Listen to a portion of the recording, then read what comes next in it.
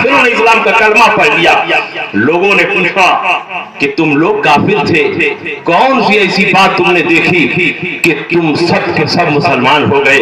उन्होंने कहा जिस आदमी की नमाज जनाजा में 25 लाख इंसान शिरकत करे वो झूठा नहीं हो सकता।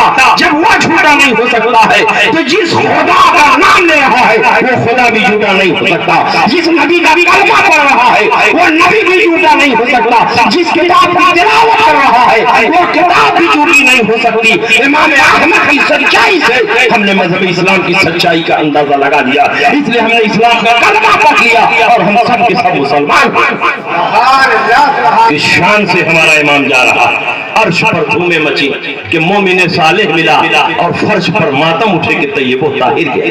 यहाँ मातम बिछा है कि तैयबो ताहिर हमारे दरमियान से गुजर गया है, लेकिन अर्श पर फरिश्ते इस्तकबाल कर रहे हैं उसके रूह का, खुशियां मना रहे हैं कि हमारे दरमियान एक तैयबो ताहिर आ रहा है। अर्श पर धूमें मची कि मोमिने सालेह मिला, फर्श पर मातम उठे कि तैयबो ताहिर। आप जरा अंदाजा लगाएं, इमाम अहमद इब्न हंबल रज़ियल्लाहु ताला अन्हु के जनाजे के मंजर को देखने के लिए जो औरतें अपने अपने घरों से निकल गई थी, मैदान में जमा हो गई थी। खतीब बगदादी ने तारीख बगदाद में उनकी तादाद 60,000 लिखी और ये 25 लाख मुसलमान खुशी में नमाज जनाजा में पढ़ रहे थे और दरिया में जो कश्तियां लगना अंदाज थी वहां हजारों की तादाद में मुसलमान कश्तियों में खड़े होकर इमाम अहमद इब्न हंबल की नमाज जनाजा में शिरकत कर रहे। किस शान से वो इमाम जा रहा है, वो इमाम अहमद इब्न हंबल वो भी अपनी कब्र अतहर से निकलकर सरकार गौसे पाक की अजमत का ऐलान कर रहा है। हजरत अली बिन हैदी फरमाते हैं, बहजतुल असरार में यह वाकया मौजूद है। अल्लामा शतरूफी ने पूरी सनद के साथ इसे बयान किया है कि सरकार गौसे पाक ने फरमाया चलो बगदाद के कब्रिस्तान में ज़ियारत कबूर को चलते हैं। चले, मुख्तलिफ कब्रों पर हाजिरी दी और आखिर में सरकार गौसे पाक इमाम अहमद इब्न हंबल की कब्र मुबारक पर हाजिर हुई, गर्दन झुकाई, देर तक फातिहा पढ़ते रहे। अली बिन हैदी फरमाते हैं कि खुदा की कसम मैंने अपने माथे की निगाहों से देखा, फखरज मिन कब्रिही व मम्मा शेख अब्दुल कादिर इला सदरिही व अलबसहु खिलातन। इमाम अहमद इब्न हंबल अपनी कब्र मुबारक से बाहर आ गए, शेख अब्दुल कादिर को अपने सीने से लगा लिया और अपना जुब्बा अता फरमाया और गैब की खबर देते हुए इरशाद फरमाया, या अब्दुल कादिर इन्नी अफ्तकरु इलैका फी इल्मी शरीयत व तरीक़त वल हाल। अब्दुल कादिर मेरी निगाहें देख रही है कि एक वक्त आने वाला है कि इल्म इरफान की उस बुलंदी पर तू फाइज होगा कि मेरे जैसा इमाम भी तेरे इल्म का मोहताज होगा, तेरे इल्म शरीयत का मोहताज होगा, इल्म तरीक़त का मोहताज होगा, इल्मुल हाल का मोहताज। आप जरा अंदाजा लगाओ सरकार गौसे पाक रज़ियल्लाहु ताला अन्हु की क्या शान है। हजरत इमाम अहमद इब्न हंबल 250-300 साल के बाद अपनी कब्र से निकलकर इमाम अहमद इब्न हंबल से गले मिल रहे हैं, उनको अपना झुका अता फरमा रहा है। क्या ये इस बात की दलील नहीं है कि सरकार गौसे पाक की अजमत का लोहा अकाबिर ने भी माना है? जिन वलियों ने सरकार गौसे पाक से पहले इस दुनिया को रुखसत और अलविदा कह दिया, उन लोगों में से भी बहुत से वलियों ने अपनी कब्र अतहर से निकलकर सरकार गौसे पाक को सीने से लगाया और उनकी अजमत का ऐलान किया। ये सरकार गौसे पाक रज़ियल्लाहु ताला अन्हु की शान। और बहुत सारे लोग ये समझते हैं कि सरकार गौसे पाक सिर्फ वली थे, आलिम नहीं थे। अल्लामा महबूब साहब ने आपको बताया सरकार गौसे पाक अपने जमाने के वलियों के सरदार थे और अपने जमाने के सारे उलमा के इमाम थे। जिस मसले को बड़े से बड़े उलमा फुक़हा नहीं कर पाते उसको सरकार गौसे पाक रज़ियल्लाहु ताला अन्हु हल फरमा देते। कोई वली जाहिल नहीं होता और कोई जाहिल वली नहीं होता। जिसे तुम जाहिल देखो अगर वो फजा में उड़ भी रहा हो तो यकीन करो कि ये जाहिल वली नहीं हो सकता है, बल्कि अल्लाह का वली वो होता है जिसको शरीयत की पूरी पूरी जानकारी होती है। मदरसे में पढ़ना जरूरी नहीं, निसाबी किताबों को पढ़ना जरूरी नहीं, दर्स निज़ामी को पढ़ना जरूरी नहीं, लेकिन अल्लाह रब्बुल इज्जत जिन्हें विलायत के लिए मुंतखब करता है पहले इल्म अता करता है, उसके बाद विलायत। और सरकार गौसे पाक ने तो پوری مضبوطی کے ساتھ 18 سال تک علوم ظاہری کی تحصیل کی، اور جب بغداد میں رہ کر آپ علم حاصل کرتے تھے اور گھر سے خرچہ آنے میں دیری ہو جاتی تھی تو کئی دنوں تک آپ فاقہ بھی کرتے تھے، راستہ چلتے تھے قدم ڈگمگاتا تھا، چہرے پر جھریاں آ جاتی تھی، آنکھوں کے سامنے اندھیرا چھا جاتا تھا، لیکن واہ غیرت ایمانی سرکار شیخ عبد القادر جیلانی نے کبھی کسی کے سامنے دست سوال دراز نہیں کیا، فاقے پر فاقے کیے لیکن تعلیم میں خلل نہیں آیا، آپ کی عبادتوں میں خلل نہیں پا، پوری پابندی کے ساتھ آپ تعلیم بھی جاری رکھتے اور اپنی عبادتوں میں مشغول بھی رہتے۔ جب بہت زیادہ فاقے گزر جاتے تو آپ سمندر کی طرف نکلتے اور حلال پھل وغیرہ اگر مل جاتا تو اسے کھا لیتے، تھوڑی سی تسکین ہو جاتی۔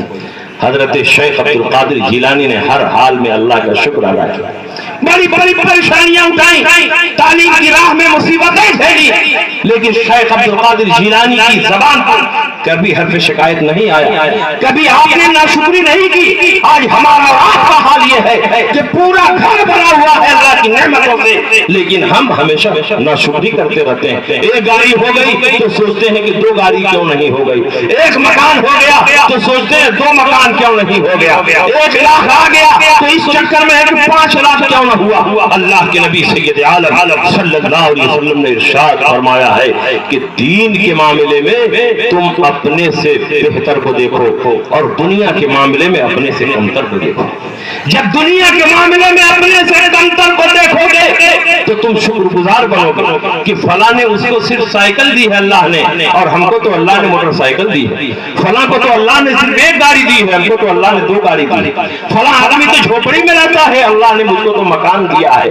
اگر دنیا کے معاملے میں اپنے سے کمتر کو دیکھو گے تو شکر گزار بنو گے، زبان پر ناشکری نہیں آئے گی، اور دین کے معاملے میں اپنے سے بہتر کو دیکھو گے تو عبادت گزار بنو گے۔ فلاں تو صرف جمعہ پڑھتا ہے، ہم 5 وقت پڑھیں گے، فلاں صرف 10 روپیہ اللہ کی راہ میں دیتا ہے، ہم 100 روپیہ دیں گے۔ تم اپنے سے بہتر کو دیکھو دین کے معاملے میں، اور دنیا کے معاملے میں اپنے سے کمتر کو دیکھو، تاکہ دنیا تمہاری نگاہوں میں حقیر بنے۔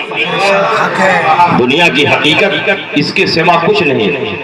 اللہ کے نبی نے ایسی تمثیل بیان فرمائی، اتنی عمدہ مثال بیان فرمائی کہ اپنی انگلی کو سمندر میں داخل کرو تو انگلی کے پور پر کتنا پانی لگ کر کے آئے، بس اتنے ہی دنیا کی حقیقت۔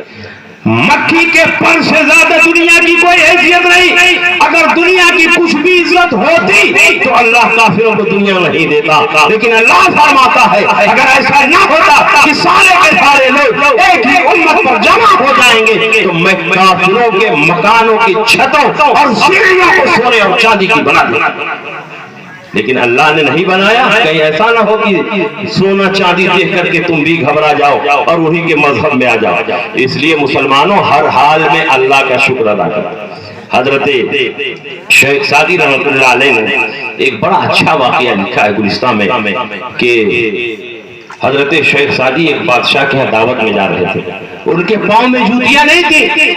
حضرت شیخ سعدی دلی میں کہتے ہیں اللہ کیا تم نے مجھ کو بھی زندگی دی ہے کہ بادشاہ کے یہاں دعوت میں جا رہا ہوں اور میرے پاؤں میں جوتی نہیں۔ کچھ دور آگے بڑھے تو دیکھتے ہیں کہ ایک آدمی زمین پر کھسک کھسک کر چل رہا ہے، اس کے 2 پاؤں ہی نہیں ہیں۔ فوراً سجدے میں گئے، اللہ تیرا شکر ہے اگرچہ میرے پاؤں میں جوتیاں نہیں ہے لیکن کم سے کم 2 پاؤں تو نے مجھے دیے ہیں کہ میں اپنے پاؤں پر چل سکتا ہوں۔ اس بندے کو تو 2 پاؤں ہی نہیں ہے، آخر یہ بھی اسی دنیا میں زندگی گزار رہا ہے۔ تیرا لاکھ شکر ہے کہ اگرچہ پاؤں کو جوتیاں نصیب نہیں ہو رہی ہیں لیکن میرا پاؤں سلامت ہے، میں اس بندے سے بہتر ہوں، ان سے زیادہ تو نے مجھے نعمت عطا فرمائی ہے، اس لیے میرے پروردگار کا لاکھ لاکھ شکر ہے۔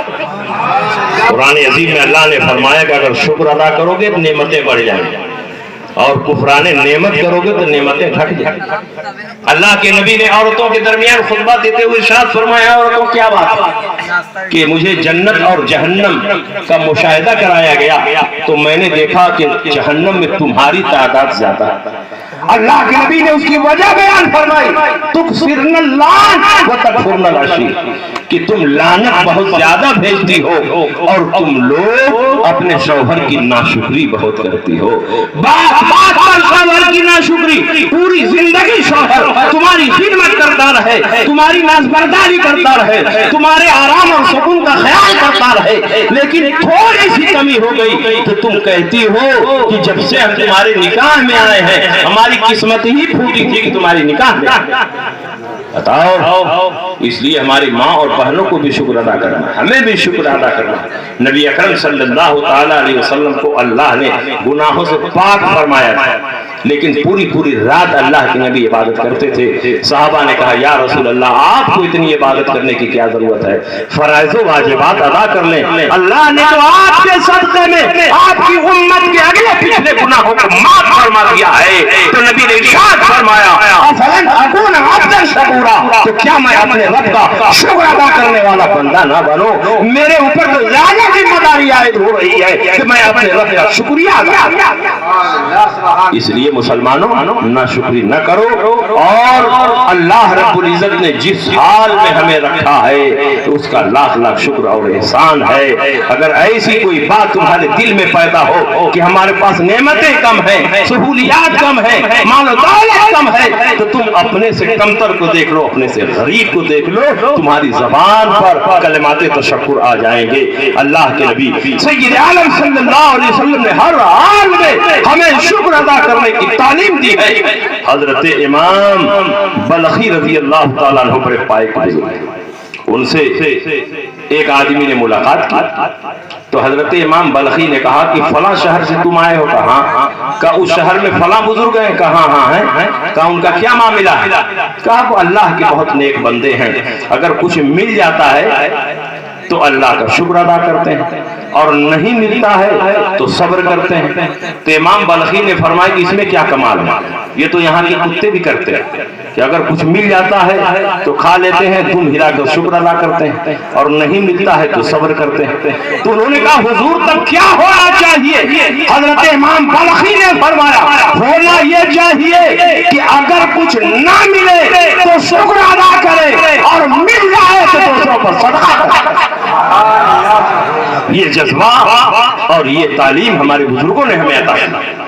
اس لیے مسلمانوں سرکار دو عالم صلی اللہ تعالی علیہ وسلم کی شریعت اور ان کے دین پر مضبوطی کے ساتھ قائم رہو۔ سرکار غوث اعظم رضی اللہ تعالی عنہ نے پوری زندگی رسول پاک سید عالم صلی اللہ علیہ وسلم کے لائے ہوئے دین اور شریعت کی پیروی کی ہے۔ آپ نے نبی کی چھوٹی چھوٹی سنتوں کو، کوئی سنت چھوٹی نہیں ہوتی ہے لیکن ادائیگی میں جنہیں ہم بہت کم سمجھتے ہیں، انہیں بھی سرکار غوث پاک رضی اللہ عنہ نے اپنے عمل میں لا کر کے یہ بتا دیا کہ مجھے محی السنہ اور محی الدین یوں ہی نہیں کہا جا سکتا ہے، میں رسول پاک کی ایک سنت کو اپنی عملی زندگی میں لاتا ہوں اور اس پر عمل کرتا ہوں۔ اگر سچے ہم قادری ہیں تو ہم نمازوں کی پابندی کریں، اگر ہم سچے قادری ہیں تو سرکار غوث پاک کی تعلیمات پر عمل کریں، اگر ہم سچے قادری ہیں تو سرکار غوث پاک رضی اللہ تعالیٰ عنہ نے جو اسوہ اور جو نظریہ ہمارے سامنے پیش کیا اس پر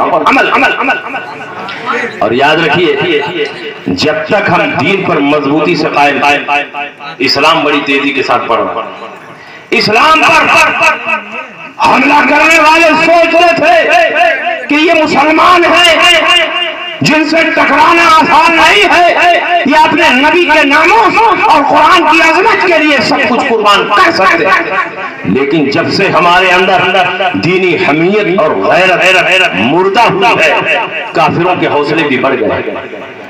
اسلام کا نام لینے والے بہت زمانے سے نبی کی عظمت کو کھٹا رہے ہیں، لیکن آج انہی کی کتابوں کو پڑھ پڑھ کر نبی اکرم صلی اللہ علیہ وسلم کے ناموس پر حملہ کرنے والے بھی بڑی تیزی کے ساتھ بڑھتے جا رہے ہیں۔ سوشل میڈیا اور ہندوستانی میڈیا کے ذریعے اپنی شہرت کو دنیا کے کونے کونے میں پہنچانے کے لیے کھڑا ہو رہا ہے اور نبی اکرم صلی اللہ علیہ وسلم کے ناموس پر حملہ کر رہا ہے۔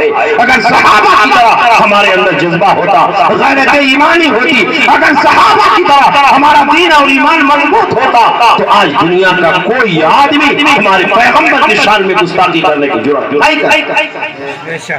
اور ایک بات یاد رکھو، جسے تم دیکھو کہ نبی اکرم صلی اللہ علیہ وسلم کی شان میں گستاخی کرتی، نبی کی توہین کر رہا ہے، یہ سمجھ لو کہ یہ کچھ بھی ہو سکتا ہے مگر حلالی نہیں ہو سکتا۔ جو نبی کی شان میں گستاخی کرے وہ نطفہ حلال ہو ہی نہیں سکتا۔ جس کی اصل میں خطا ہوگی، جس کا نطفہ حرام ہوگا، جو ولد الزنا اور ولد الحرام ہوگا، وہی رسول پاک صلی اللہ علیہ وسلم کی شان میں گستاخی کرے۔ کیا آپ کو سورہ نون والقلم وما یسطرون کی آیتیں نہیں یاد ہیں؟ اللہ رب العزت نے ولید بن مغیرہ کے حرامی ہونے کا اعلان اسی سورہ مبارکہ میں کیا۔ اب آپ بتاؤ کیا قرآن گالی دے سکتا ہے؟ قرآن تو اللہ کی کتاب ہے، اللہ کی کتاب پاکیزہ ہے۔ ومن اصدق من اللہ قیلا، اللہ سے زیادہ سچا کون ہو سکتا ہے؟ اللہ سے زیادہ سچا دنیا میں کوئی ہو ہی نہیں سکتا، اور اللہ کے کلام سے زیادہ سچا کوئی کلام نہیں ہو سکتا۔ جو طہارت اور پاکیزگی قرآن میں ہے وہ دنیا کی کسی کتاب میں کوئی نہیں دکھا سکتا۔ اللہ نے اپنے کلام کو ہر حیثیت سے پاکیزگی عطا فرمائی ہے، اور فضاحت و بلاغت اور طہارت کا وہ اونچا درجہ عطا فرمایا ہے کہ دنیا کا کوئی کلام اس کی برابری نہیں کرے گا۔ مگر اسی قرآن میں اللہ نے ولید بن مغیرہ کو حرامی بھی فرمایا۔ دنیا کی نظر میں یہ لفظ گالی ہو سکتا ہے، لیکن ہم اس کو گالی نہیں سمجھتے، کیونکہ ہمارا ایمان ہے کہ قرآن میں گالی نہیں ہے، یہ حقیقت واقعہ کا بیان ہے، یہ گالی نہیں ہے۔ اس کو عرف عام میں لوگ گالی سمجھتے ہیں تو سمجھتے رہے، یہ حقیقت واقعہ کا بیان ہے۔ اس کی وجہ یہ ہے کہ ولید بن مغیرہ وہ کافر ہے جس نے نبی اکرم صلی اللہ علیہ وسلم پر بے تحاشا ظلم ڈھایا۔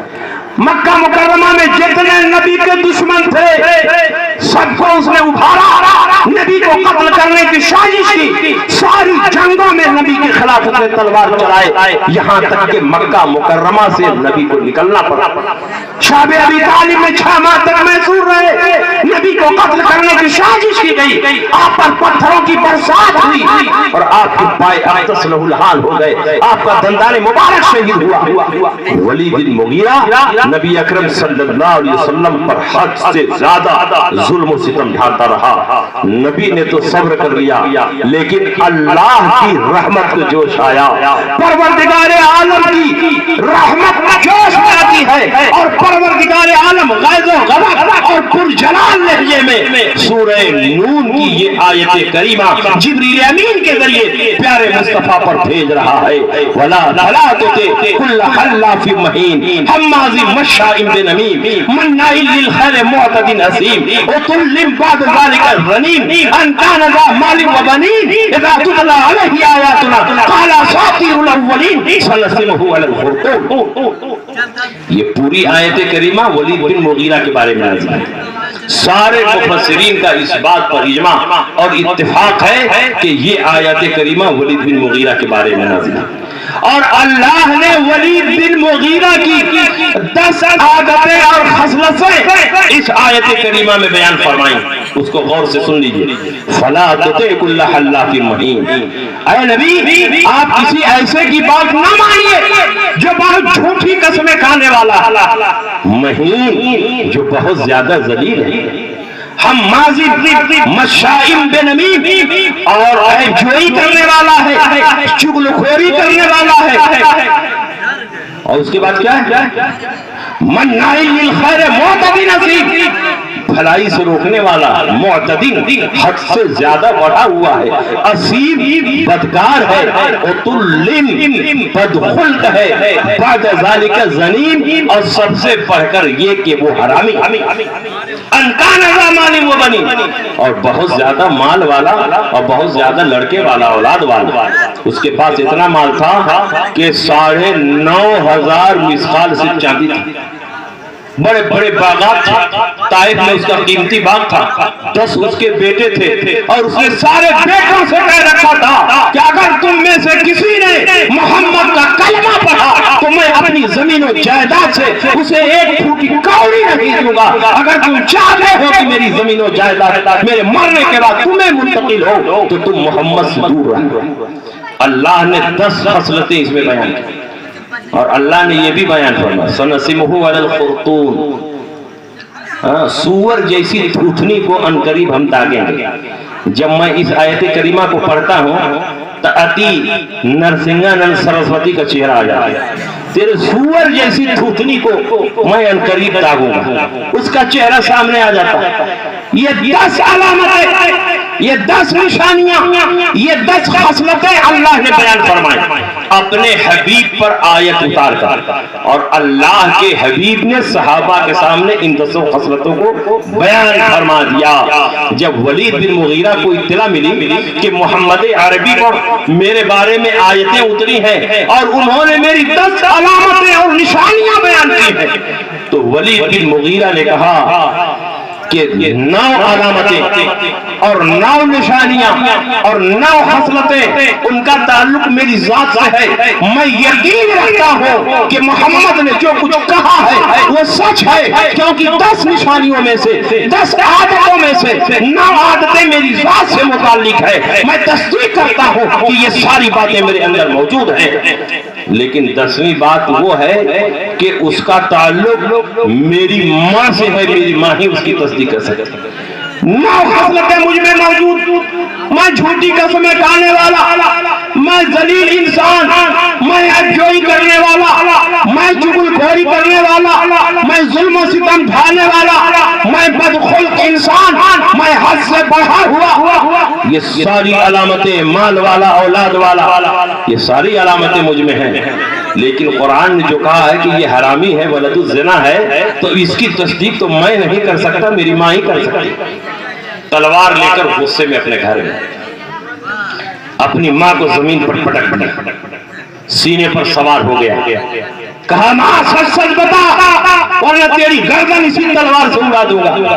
محمد 10 علامتیں اور نشانیاں میرے بارے میں بیان کرتے ہیں، 10 خصلتیں میرے بارے میں بیان کرتے ہیں۔ میں یقین کے ساتھ کہتا ہوں کہ 9 باتیں میرے اندر موجود ہیں، اس کی تصدیق کا تعلق میری ذات سے ہے۔ میں تصدیق کرتا ہوں کہ وہ ساری باتیں میرے اندر ہیں، لیکن ایک بات جو محمد نے بیان کی ہے، میرا دل کہتا ہے کہ وہ بات غلط نہیں ہوگی۔ اس دور کا کافر بھی کہہ رہا ہے کہ محمد کی زبان سے جو بات نکل گئی ہے وہ غلط نہیں ہو سکتی ہے، اور اس دور کا کلمہ پڑھنے والا مسلمان کہتا ہے کہ نبی کو غیب کی کیا خبر۔ اس دور کا کافر بھی نبی کے غیب پر یقین رکھتا ہے، اور اس دور کا مسلمان نبی کے غیب پر ایمان رکھنے کے لیے تیار نہیں۔ اس نے ماں کی چھاتی پر سوار ہو کر کہا بتا۔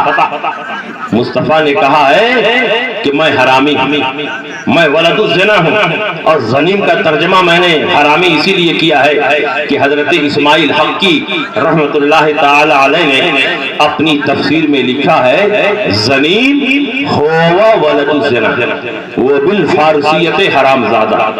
زنیم کا معنی ولد الزنا ہے، اور اسی کو فارسی زبان میں حرام زادہ کہتے ہیں۔ اور امام قرطبی نے تفسیر قرطبی میں لکھا ہے حضرت علی کرم اللہ تعالی وجہ الکریم ارشاد فرماتے ہیں کہ آیت کریمہ میں جو زنیم کا لفظ وارد ہوا ہے اس کا معنی ہے من لا اصل اللہ، جس کی کوئی اصل نہ ہو، جس کا کوئی نسب نہ ہو، وہی زنیم کہلاتا ہے۔ تو بتا محمد کہہ رہے ہیں کہ میں مغیرہ کا بیٹا نہیں ہوں، میرا باپ کوئی اور ہے، میں ولد الزنا ہوں، تو بتا کیا۔ ماں نے کہا کہ اگر تو حرامی نہیں ہوتا تو میری چھاتی پر بیٹھتا۔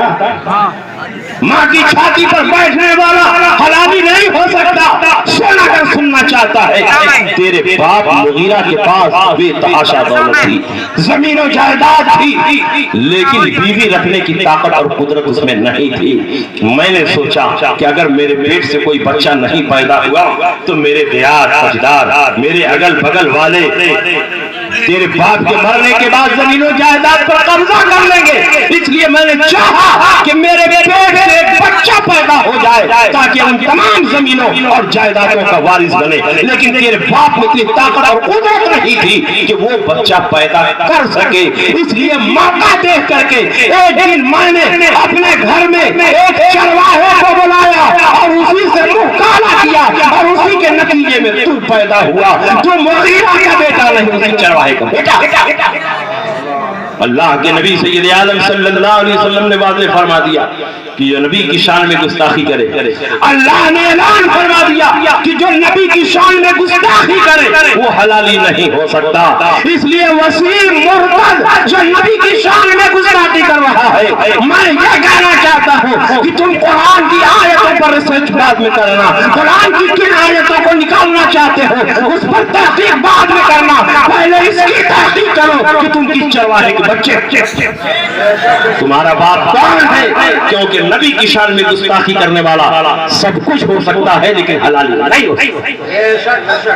اس لیے مسلمان اپنے اندر غیرت ایمانی پیدا کریں، صحابہ کا اسوہ پیدا کریں، صحابہ کرام کی ایمانی اسپرٹ اپنے اندر پیدا کریں۔ آج نبی کی شان میں گستاخیاں ہوتی ہے اور مسلمان برداشت کرتا ہے۔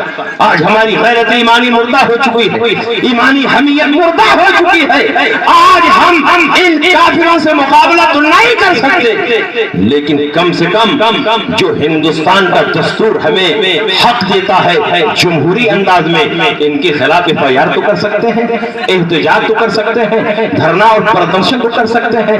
میں یہ نہیں کہتا کہ تم ہاتھوں میں تلوار لو اور نبی کے گستاخ کو قتل کر دو، میں اس بات کی تعلیم ہرگز نہیں دیتا، کیونکہ یہ جمہوری ملک ہے، اسلامی ملک نہیں ہے۔ لیکن یہ ضرور ہے کہ یہاں کے دستور نے جو ہمیں حق دیا ہے، اسی دستور کی روشنی میں پرامن طریقے پر ہم نبی کے گستاخوں کے خلاف FIR تو کر سکتے ہیں، احتجاج تو کر سکتے ہیں، دھرنا اور پردرشن تو کر سکتے ہیں، تاکہ آئندہ کسی کو نبی کی شان میں گستاخی کی جرات ہو۔ اور یہ بھی یاد رکھیے، نبی کے زمانے میں جن جن لوگوں نے نبی کی شان میں گستاخیاں کی، کچھ کو تو نبی نے معاف کر دیا، اور جن کے بارے میں نبی کو یقین تھا کہ یہ کلمہ پڑھنے والے نہیں ہیں، ان کو نبی نے قتل کرا دیا۔ اور ایسے ایسے گستاخ پکڑ کر لائے گئے کہ جن کی گستاخی کو ہم اور آپ بھی نہیں پکڑ سکتے۔ اس کے لیے بھی نور ایمان چاہیے، فراست ایمانی چاہیے۔ حضرت عمر بن خطاب رضی اللہ تعالیٰ عنہ کو اطلاع ملی کہ فلاں محلے کے امام صاحب روزانہ نمازوں میں سورہ عبسہ وتولیٰ کی تلاوت کرتے ہیں۔ سورہ عبسہ وتولیٰ ان جاءہ العامہ وما یدریک لعلہ یزکا، نبی کے چہرے پر ناگواری کے آثار نمایاں ہو گیا۔ نبی نے نابینا سے اپنا چہرہ پھیر لیا۔ جب نابینا ان کے پاس آئے، اگر نبی نے ان کو نصیحت کی ہوتی تو وہ بھی آپ سے نصیحت حاصل کرتے۔ نبی اکرم صلی اللہ علیہ وسلم اگر ان کی طرف توجہ فرماتے تو وہ بھی نبی سے نصیحت حاصل کرتے۔ یہ سورہ عبسہ وتولیٰ کب اتری ہے، اس کی شان نزول سنیے۔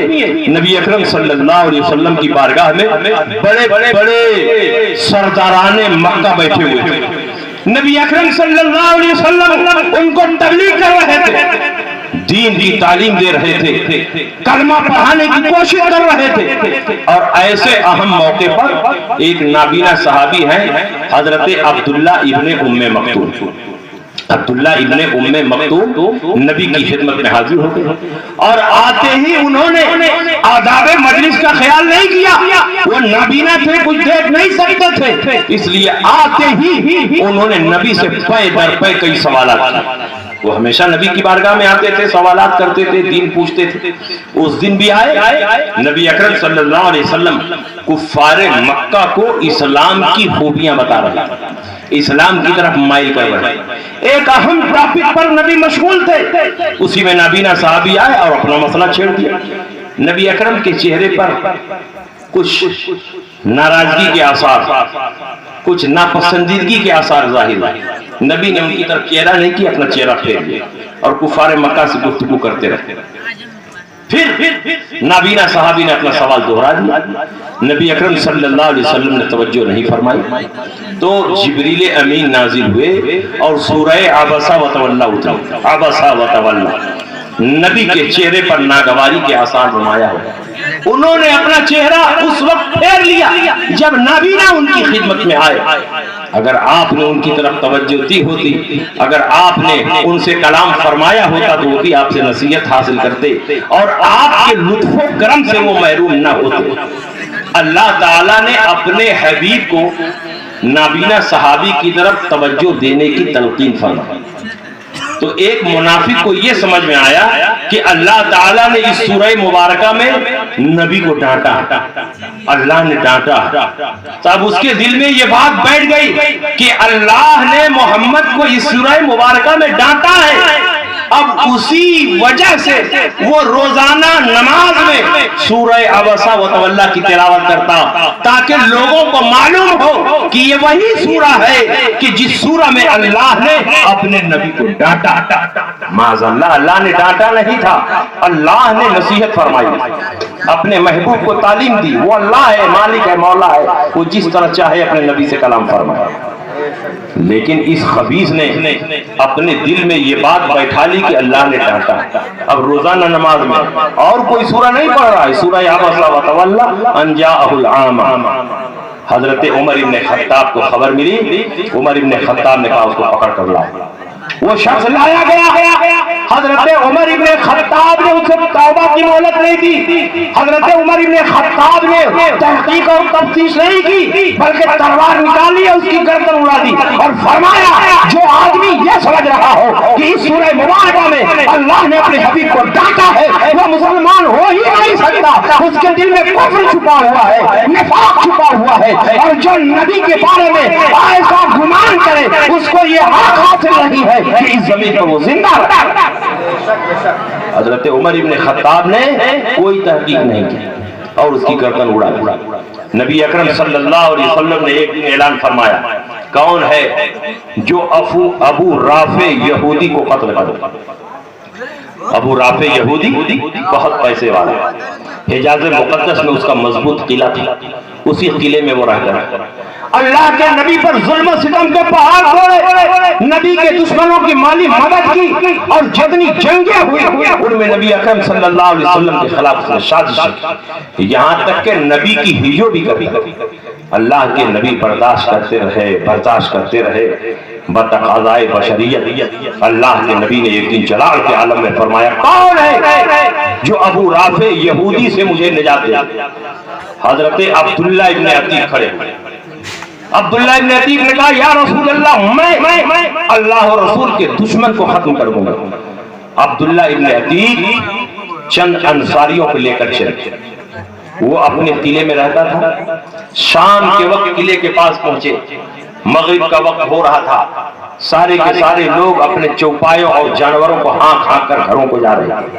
عبداللہ ابن عتیق نے اپنے ساتھیوں سے کہا تم لوگ قلعے کے باہر چھپ کر رہو اور میں کسی ہیلے بہانے سے قلعے کے اندر گھسنے کی کوشش کرتا ہوں، جب میں قلعہ میں گھس جاؤں گا قلعہ بند ہو جائے گا تو چپکے سے میں قلعے کا دروازہ کھولوں گا، تم لوگ آ جاؤ۔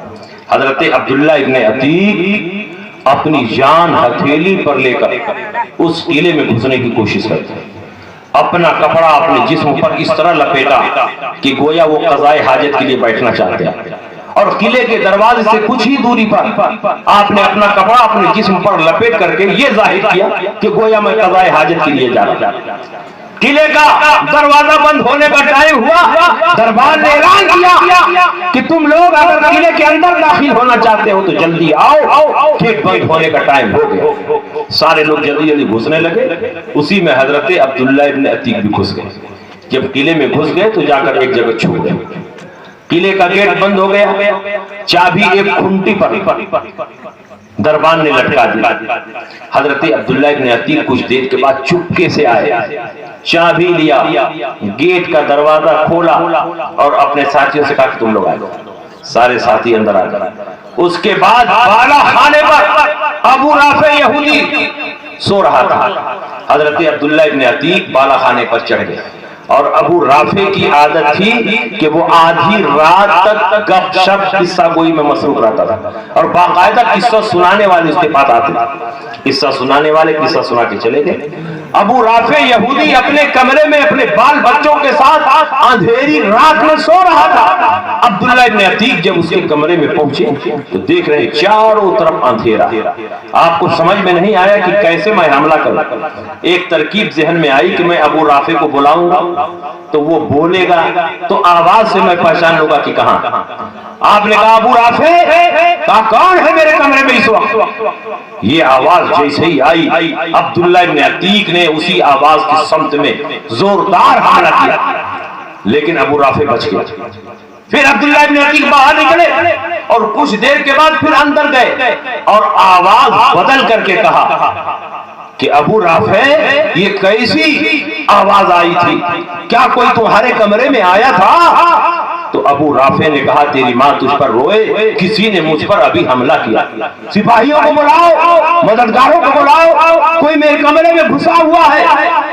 آواز جیسے ہی آئی اس مرتبہ آواز کی سمت میں ایسا بھرپور وار کیا کہ ابو رافع یہودی زخمی ہو کر تڑپنے لگا، لیکن مرا نہیں تھا۔ عبداللہ ابن عتیق نے کہا جب تک میں نبی کے گستاخ کو مار نہیں لوں گا اور پورے طور پر اطمینان نہیں ہو جائے گا اس وقت تک میں یہاں سے نہیں جاؤں گا، چاہے میری جان ہی کیوں نہ چلی جائے۔ تلوار اس کے پیٹ پر رکھی اور اسی تلوار پر چڑھ گیا۔ تلوار نے اس کے پیٹ کو پھاڑتے ہوئے اس کی پیٹھ کو بھی پھاڑ دیا، اس پار تلوار نکل گئی۔ ابو رافع یہودی مر گئے۔ حضرت عبداللہ ابن عتیق بالا خانے سے نیچے اتر رہے تھے، لمبی سیڑھی تھی، کچھ سیڑھیاں اترنے کے بعد اندھیری رات میں آپ کو سمجھ میں آیا کہ اب میں زمین پہ آ گیا، چنانچہ زمین سمجھ کر کے پاؤں پھیلایا اور وہ فضا ہی میں پاؤں تھا اور آپ وہاں سے گرے نیچے اور آپ کے پاؤں کی ہڈی چور چور ہو گئی۔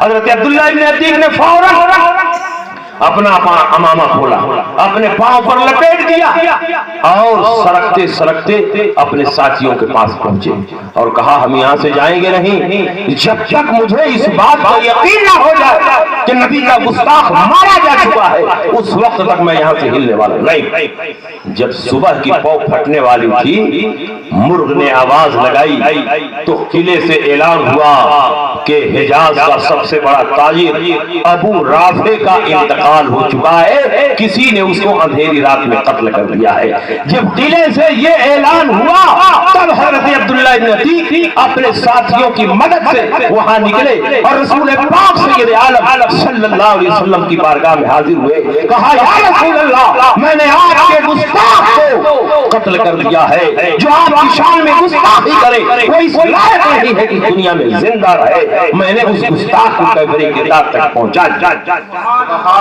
پاؤں میں شدید تکلیف تھی، کہا یا رسول اللہ میں سیڑھی سے نیچے اتر رہا تھا اور میں اوپر سے زمین پر گر گیا، میرے پاؤں کی ہڈیاں چکنا چور ہو گئی ہیں، درد کی شدت سے میں بے قرار ہوں۔ اللہ کے نبی نے فرمایا گھبرانے کی کوئی ضرورت نہیں ہے، اپنا پاؤں میرے سامنے پھیلاؤ۔ عبداللہ ابن عتیق نے اپنا پاؤں پھیلایا، اللہ کے نبی نے اپنے دست مبارک کو صرف ہاتھ پر پھیر دیا، ساری ہڈیاں جڑ گئی، درد ختم ہو گیا۔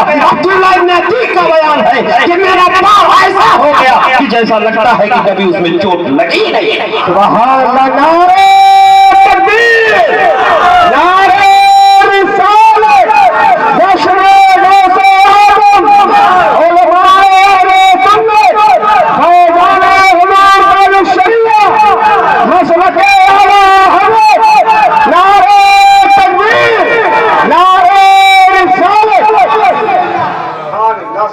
نبی کا گستاخ اس بات کا حق نہیں رکھتا کہ اسے توبہ کی مہلت دی جائے۔ نبی کے گستاخ کو دنیا میں جینے کا حق نہیں، نبی کے گستاخ کو کھلی ہوئی فضا میں سانس لینے کا حق نہیں۔ شریعت اسلامیہ کی نظر میں نبی کا گستاخ اتنا بڑا مجرم ہے کہ اسے توبہ کی مہلت بھی نہیں دی جائے گی اور اسے قتل کر دیا جائے گا۔ اللہ کے نبی سید عالم صلی اللہ علیہ وسلم نے جب مکہ فتح کیا، میں تفصیلات میں نہیں جانا چاہتا، آپ کو مکہ کی تاریخ معلوم ہے، مکہ والوں نے کتنا ظلم کیا۔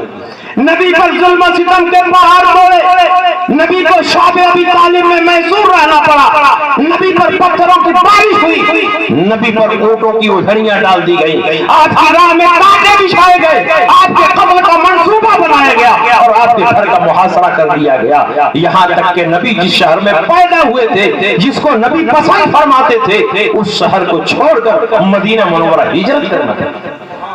اتنا ظلم کیا تھا مکہ والوں، لیکن جب مکہ فتح ہوا تو اب یہ سارے ظالم کانپ رہے تھے، کیونکہ انہوں نے فاتح قوموں کی تاریخ پڑھی تھی کہ جب کوئی قوم کسی علاقے کو فتح کرتی ہے تو چن چن کر اپنے دشمنوں کو ختم کرتی ہے، ان کے مکانات کو بلڈوزر سے اڑا دیتی ہے اور ان کی زمین و جائیداد پر قبضہ کر لیتی ہے۔ آج محمد عربی نے مکہ کو فتح کیا ہے، آج تو ہمارے مکانات کو ڈھا دیا جائے گا، آج ہمیں قتل کر دیا جائے گا، ہمارے ظلم کا بدلہ لیا جائے گا، لیکن اللہ کا نبی کوئی عام نبی نہیں تھا، رحم و کرم کا پیکر بن کر اس دنیا میں آیا تھا، رحمت للعالمین بن کر آیا تھا۔ اللہ کے نبی نے اعلان فرمایا لا تثریب علیکم اليوم اذهبوا انتم الطلقاء، آج تم سے کوئی بدلہ اور کوئی مواخذہ نہ کیا جائے گا، جاؤ تم سب کے سب آزاد۔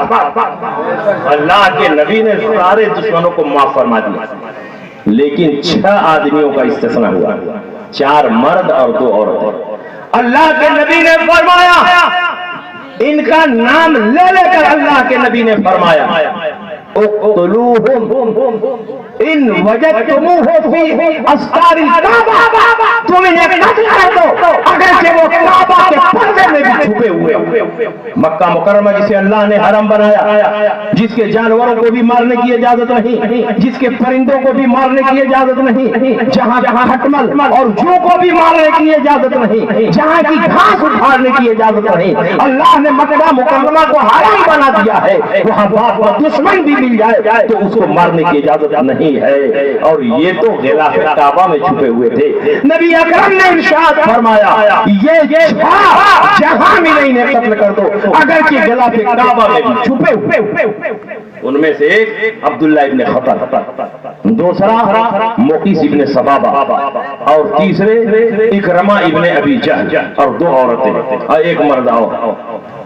تو موقیس ابن سبابہ یہ اس وقت جب نبی نے اعلان فرمایا تو یہ بازار میں تھا، صحابہ نے اس کو گھیر کر قتل کر دیا۔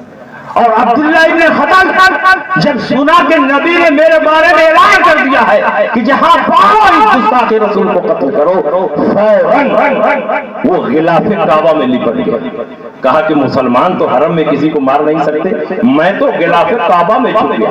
اور ادھر نبی اکرم صلی اللہ علیہ وسلم نے فرما دیا جہاں ملے قتل کر دو اگرچہ وہ غلاف کعبہ میں بھی چھپے ہوئے ہوں۔ صحابہ تلاش میں نکلے اور دیکھا کہ یہ غلاف کعبہ میں چھپا ہوا ہے، اسی جگہ اس کو قتل کیا گیا، اور اکرمہ نے دیکھا کہ 2 قتل کر دیے گئے ہیں، اب میرا نمبر ہے، بھاگ چلے۔ بھاگتے بھاگتے دریا کے کنارے آئے اور کشتی میں سوار ہو کر بھاگنے لگے۔ بیچ دریا میں جب کشتی پہنچی، سمندر میں کشتی پہنچی، کشتی ڈوبنے لگی۔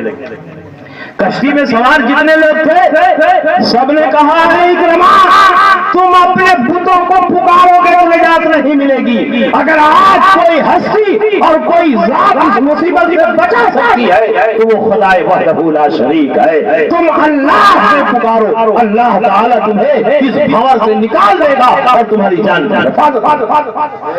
اکرمہ نے کہا واقعی اگر آج کوئی ذات مجھے بچا سکتی ہے تو وہ صرف خدائے وحدہ لا شریک کی ذات ہے، یہ بت نہیں ہمیں بچا سکتے، اللہ ہی ہمیں بچا سکتا ہے۔ اگر اللہ نے ہمیں بچا دیا میں نبی کی بارگاہ میں پہنچ کر ان کا کلمہ پڑھوں گا اور ان کا غلام۔ اللہ تعالیٰ نے ڈوبنے سے بچا دیا۔ اکرمہ ابن ابی جہل بھاگتے ہوئے نبی اکرم صلی اللہ علیہ وسلم کی بارگاہ میں آئے، اللہ کے نبی نے ان کو معاف فرما دیا، انہوں نے نبی کا کلمہ پڑھ لیا اور اتنے بڑے محدث بنے، نبی کی صحبت میں رہتے رہتے اتنے بڑے محدث بنے کہ بخاری اور مسلم میں نہ جانے کتنی روایتیں حضرت اکرمہ ابن ابی جہل سے مروی۔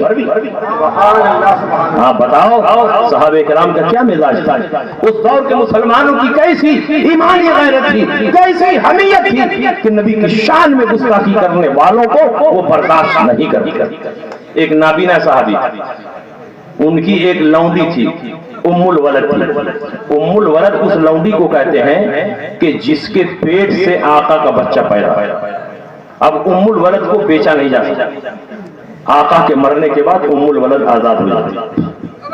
ایک نابینا صحابی تھے، ان کی ایک لونڈی ام الولد تھی، اور نبی اکرم صلی اللہ تعالی علیہ وسلم کی شان میں گستاخیاں کرتے تھے۔ نابینا صحابی ان سے بہت محبت کرتے تھے، بار بار سمجھایا کہ نبی کی شان میں اچھے کلمات پڑھو، ایسا کلمہ کہنا جس سے نبی کی توحید کا پہلو نکلے، اگر ایسا کلمہ تم نے کہا تو میں تجھے زندہ نہیں چھوڑوں گا۔ بار بار سمجھاتے رہے مگر لونڈی نہیں مانی۔ ایک دن نابینا صحابی جلال میں آتے اور انہوں نے دیکھا کہ یہ نبی اکرم صلی اللہ علیہ وسلم کی شان میں گستاخی کر رہی ہے، تو اپنے ہاتھوں سے اپنی ام الولد لونڈی کو قتل کر دیا۔ بارگاہ رسالت میں حاضر ہوئے، سارا واقعہ بیان کیا۔ رسول پاک سید عالم صلی اللہ علیہ وسلم نے یہ نہیں فرمایا کہ قصاص میں تجھے قتل کر دیا جائے گا، اس لیے کہ نابینا صحابی نے گستاخ رسول کو مارا تھا، اور گستاخ رسول کو مارنے کی بنیاد پر قصاص نہیں لیا جاتا، دیکھ نہیں لی جاتی، بلکہ جسے مارا جاتا ہے اس کا خون باطل قرار پاتا ہے۔ ایک آخری بات سن لیجئے، جو نبی کا گستاخ ہو، اگر علامتوں کے ذریعے ظاہر ہو جائے یہ نبی کا گستاخ ہے تو اسے زندہ رہنے کا حق نہیں ہے شریعت اسلامیہ کے روشن میں۔ حضرت عمر بن خطاب رضی اللہ تعالیٰ عنہ کی بارگاہ میں ایک شخص حاضر ہوا اور اس نے سورہ زاریات والمرسلات والنازعات کے بارے میں پے در پہ کئی سوالات کیے۔ حضرت عمر کا ماتھا ٹھنکا، یہ آدمی کیوں پریز کر رہا ہے ان صورتوں کے بارے میں؟ سمجھ گئے کہ یہ آدمی سمجھ رہا ہے کہ ان صورتوں میں نبی اکرم صلی اللہ علیہ وسلم کے بارے میں کوئی ایسی بات کہی گئی ہے جو نبی کی شان کے خلاف ہے، اس لیے پریز کر کے پوچھ رہا۔ حضرت عمر بن خطاب رضی اللہ تعالیٰ عنہ کو صرف شبہ ہوا، حضرت عمر نے فرمایا دع عن راسک، اپنا سر ہٹاؤ۔ وہ اپنا سر ہٹایا، فَإِذَا لَهُ وَفْرَةٌ، تو اس کے سر پر بال۔ فقال عمر، حضرت عمر نے فرمایا لو كنت محلوقا لقتلت الذي فيه عيناك، اگر تو سر مڈوایا ہوا ہوتا تو میں تیری گردن مار دیتا، کیونکہ تیری دونوں آنکھیں پھنسی ہوئی۔ نبی اکرم صلی اللہ علیہ وسلم کی بیان کردہ وہ ساری علامتیں، وہ ساری نشانیاں حضرت عمر کے سامنے آ گئی کہ گستاخ پیدا ہوگا، اس کی آنکھیں پھنسی ہوں گی، گال گھگرے ہوں گے، اور اس کا سر چھلا ہوا ہوگا، اور پاجامہ بہت اونچا پہنے گا، قرآن کی تلاوت بہت کرے گا، لیکن وہ دین سے ایسے ہی باہر ہوگا جیسے تیر کمان سے باہر ہو جاتا ہے۔ حضرت عمر نے دیکھا اس کی آنکھ پھنسی ہوئی ہے، گال گھگرے ہوئے ہیں، پاجامہ بھی اونچا ہے، اور بات بات پر قرآن کی تلاوت کر رہا ہے، کہیں ایسا نہ ہو کہ یہ اسی ذوالخویسرہ کی ناجائز اولاد ہو، اس لیے علامت کی تحقیق کی ضرورت تھی۔ عمر نے کہا تھا سر ہٹاؤ، جب سر ہٹایا تو اس پر بال تھا، سر چھلوایا ہوا ہوگا، یہ علامت نہیں پائی، تو حضرت عمر نے چھوڑ دیا اور بتا دیا کہ اگر سر مڈا ہوا ہوتا، سر چھلوایا ہوا ہوتا تو میں تجھے قتل کر دے گا، کیونکہ ساری علامتیں تیرے اندر موجود تھیں، اسی ایک علامت کی تحقیق کرنی تھی۔ اس کا مطلب یہ ہوا کہ اگر تحقیق سے معلوم ہو جائے کہ کوئی شخص نبی کی بارگاہ میں گستاخی کر رہا ہے، اگر کہ وہ کلمہ پڑھنے والا ہو، اگر کہ وہ مسلمان بتا رہا ہو، لیکن اسے حق نہیں کہ اس زمین پر کھلی فضا میں وہ ساتھ۔ اس لیے مسلمانوں اپنے اندر غیرت ایمانی پیدا کرو، نبی کی عظمت پر مر مٹنے کا جذبہ پیدا کرو، ناموس رسالت کے تحفظ کے لیے قدم آگے بڑھاؤ۔ اگر آج تم نے خاموشی اختیار کی تو وقت تمہارے ہاتھ سے نکل جائے گا۔ اللہ رب العزت ہم سب مسلمانوں کو دین و ایمان کی سلامتی عطا فرمائے، نبی کی سچی محبت عطا فرمائے، اور ناموس رسالت پر قربان ہونے کا جذبہ اور حوصلہ عطا فرمائے۔ انہی باتوں کے ساتھ میں آپ کے درمیان سے رخصت ہو رہا ہوں۔ وآخر دعوانا ان الحمدللہ رب العالمین۔ السلام علیکم۔ نوجوان ساتھیوں، بزرگوں،